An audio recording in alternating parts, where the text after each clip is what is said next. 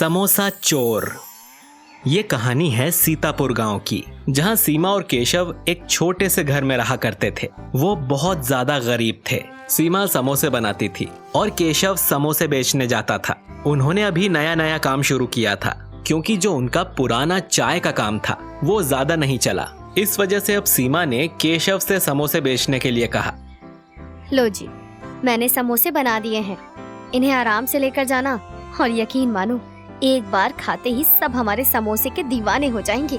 अच्छा ठीक है, अब मैं चलता हूँ। केशव पहले दिन अपना ठेला लेकर गांव में निकल पड़ता है, पर कोई उसके समोसे नहीं लेता, क्योंकि कोई उसे जानता ही नहीं था। कोई भी नए इंसान से कुछ लेना पसंद नहीं कर रहा था, इसीलिए उसके एक भी समोसे नहीं बिके। वो अपना निराश चेहरा लेकर शाम को घर जाता है। क्या हुआ, आज कुछ बिक्री हुई क्या?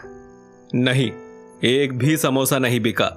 तुम चिंता मत करो, धीरे धीरे टाइम लगेगा हमें गांव के लोगों के साथ घुलने मिलने में, तभी तो सब मेरे समोसे खाने आएंगे।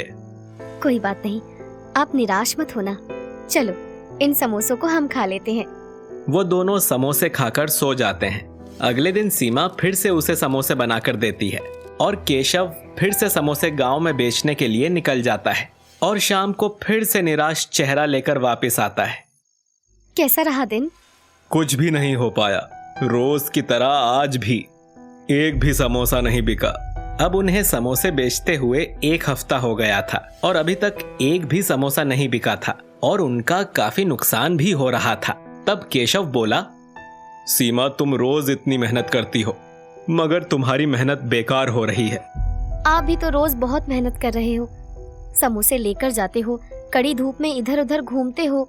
मेहनत तो कर रहे हैं, मगर कहीं से शुरुआत तो हो। कम से कम एक समोसा तो बिके, तभी तो कुछ तसल्ली होगी। सब सही हो जाएगा जी। वैसे मुझे भूख लगी है, तो क्यों ना हम समोसे खाते खाते बात कर लें?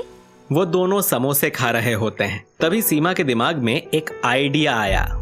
अजी, अगर घी सीधी उंगली से नहीं निकल रहा तो हमें उंगली टेढ़ी करनी पड़ती है। क्या मतलब? अभी हमारे ग्राहक नहीं जुड़े हैं, इस वजह से हमें शुरुआत में थोड़ा नुकसान सहना पड़ रहा है, पर अगर हम कुछ तरकीब लगाएं और ग्राहक जोड़ लें तो सब सही हो जाएगा।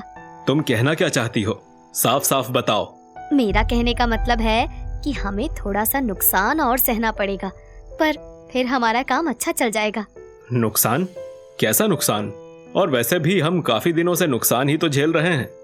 कल आप ऐसा करना, जब आप गांव में समोसे लेकर जाओ, तब जहां पर आपको सबसे ज्यादा लोगों की भीड़ दिखाई दे, आप उनसे कहना कि आज उनके लिए एक समोसा फ्री है। इसमें तो बहुत नुकसान होगा। फ्री समोसे खिलाना तो हमें बहुत नुकसान पहुंचा देगा। हाँ, मैं जानती हूँ, मगर जब इतना नुकसान हो गया तो थोड़ा बहुत और सही, कम से कम उन्हें हमारे समोसे का स्वाद तो पता चलेगा। और जब वो दूसरा समोसा मांगेंगे तो तब आप उन्हें अपने समोसे के पैसे बता देना और उनसे पैसे ले लेना। अरे वाह सीमा, तुम तो बहुत समझदार हो। चलो कल इस आइडिया को भी ट्राई करते हैं। दोस्तों, अगर आपको ये कहानी पसंद आई है तो इसे लाइक कीजिए और अपने दोस्तों के साथ शेयर जरूर कीजिए। और अगर आपने हमारे चैनल को सब्सक्राइब नहीं किया है तो सब्सक्राइब करके बेल आइकन जरूर दबाइए। और हाँ, कमेंट बॉक्स में अपनी प्रतिक्रियाएं देना बिल्कुल मत भूलिएगा।